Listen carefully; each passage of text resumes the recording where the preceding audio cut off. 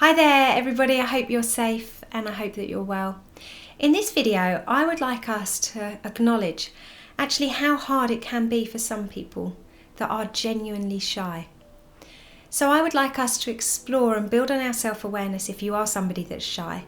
And like each and every one of my videos, I'd like to think that not only are we kind of looking into part of ourselves and kind of exploring our true selves, but also with steps, guidance, tips for you to help yourself in a way that maybe we can help eliminate those shy tendencies. So if you're somebody that thinks to yourself when you're in a conversation with somebody, gosh, I wonder what they think of me. Am I making too much eye contact? Do I make sense? Am I speaking too quickly? I need us to just recognise and acknowledge that that is completely natural. That is completely natural. However, somebody that is shy can sometimes hold themselves back. And when I say maybe, think about a shy person, maybe this stereotypical type of person might be that they're quiet, timid, kind, gentle, when actually you have somebody that has a fantastic thought process and has the ability to use their voice, however, are just a little reserved in doing so. So if you're somebody that is shy, I wonder, and just kind of have a think, have you always been shy? Taking it back to your memories of being a little boy or a little girl. Actually, have you always been shy? Or is it maybe since your teens?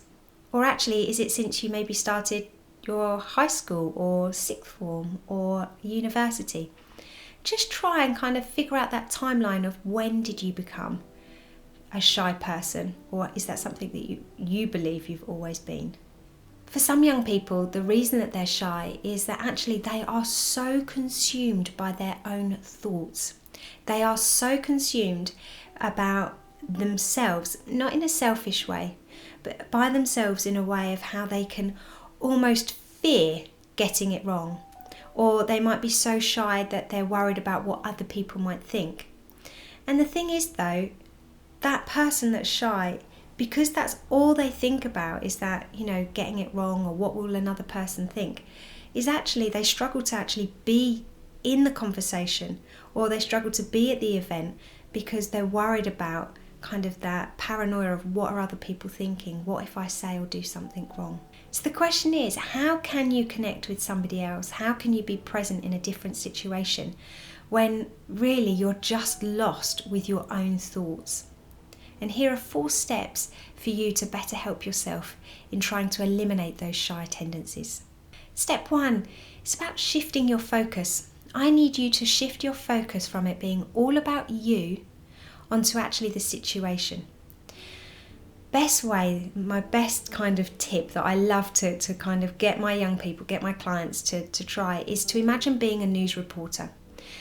So you're at a social situation, you're kind of dreading it, you're feeling nervous and worried.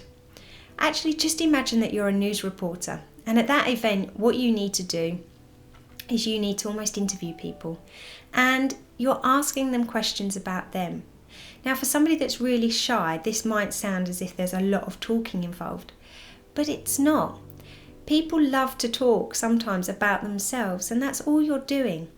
So to do that, be that news presenter, ask them those questions, and it could be things such as what do you enjoy doing? It could be small talk about the weather, but it's about just getting the conversation going. And to do that, it's allowing you to actually be present and to stop thinking about yourself, but to actually be that news reporter and ask them questions, get them talking. My second step, this is really tricky. I want you to elaborate on your answers.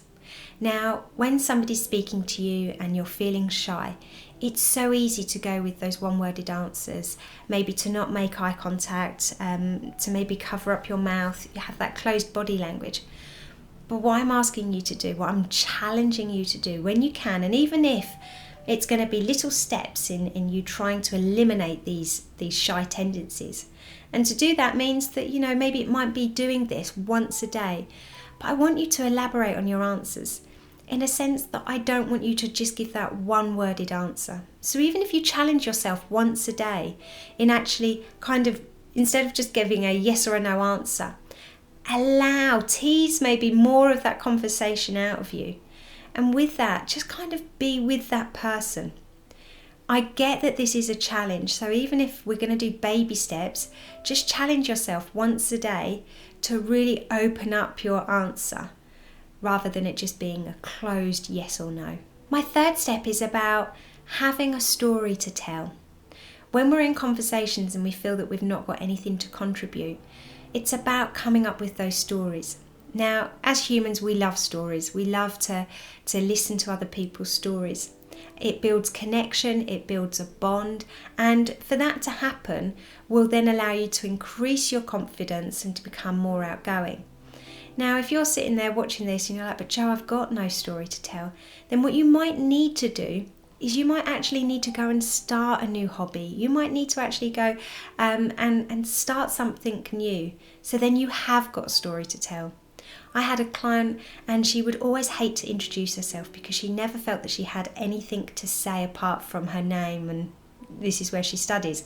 So actually what she went and did, and this is brilliant and I love this, is she went and learned to play football. And she became part of a women's football team. And then she found that actually that was her sense of identity in allowing herself to share her story about things that she enjoys doing. So this is out of your comfort zone, but it's also about there are things that we can talk about, the weather, subjects, family. So you don't necessarily need to go and start a completely different new hobby, but it is just tap into those stories. I'm going to be honest, I always love the weather. It's always such a good conversation starter. And obviously here in England, where we get 4 seasons in one day sometimes, it can always just be a good starting point for getting that story, getting that conversation going. My fourth step is about being present and listening intently. When we're shy, we can sometimes really stop other people getting to know us. Isaac Newton had this fantastic quote, is we build way too many walls and not enough bridges. So what I'm asking you to do, if you're a shy person, if you kind of just worry about what other people are thinking, is really allow yourself to be there with them and to show them that they're listening. And also to allow you to let them in. Let them get to know you. Because there's one thing that you've not realised being a shy person is that because you're so focused and consumed by thoughts and worry about you as a person, is that I wonder if you actually realise that you've got some great qualities about who you are as a person and what you can kind of contribute towards conversations and contribute towards other people and support other people. So yes, it's about letting them into your life, letting them get to know you. And to just do that, it's just to make sure that you show them that you're listening and that you show that you're really there with them. So yes, there's 4 steps. However, I would just like to get some extra ones in there before I go. Please don't forget the importance of looking after yourself. Now, I don't just mean in a way of self-care in a sense of emotional well-being, but I also mean it in a sense of like taking pride in your appearance. So making sure with your nails that you're showered, that you've got the confidence with the clothes that you're wearing. Because if we can just allow you to embrace who you are as a person, then, as I just said, it will help you be more confident. And when we're in situations where we're feeling shy at the best of times, let alone a majority of the times maybe, then it's about having this ability to believe in yourself and having that confidence to be in that situation where you can show up. Another one is about the importance of practicing your speaking. It might sound really silly, but actually the best thing you can do sometimes is to practice speaking out loud. I'm not asking you to stand up in front of the assembly or a class. I'm asking you to just maybe be at home and talk to yourself in the mirror. Maybe even imagine you're a news presenter. It's about you practicing. It's about you kind of sensing your sense of volume, I suppose. It's about looking at your body language. I need you to really show up, really make sure that you've got your chest up, that you're not got that closed body language. And that with that practice, you might want to do it with a friend, maybe both do it, but it's just about allowing yourself to kind of see how you come across. So yes, that's this week's video for you. And also just bear in mind that don't expect to fit in. Don't feel as if you have to change to fit in. I just want you to be you, and if you're shy, then that's okay. If you're shy now and you really hate that quality about who you are and the way that you are, it's not going to be like this forever, because we're doing something about it. It's about growing in our confidence. But just remember, you don't have to fit in, and that people do feel insecure about what they may say and what they might think or what they might do, and that's natural.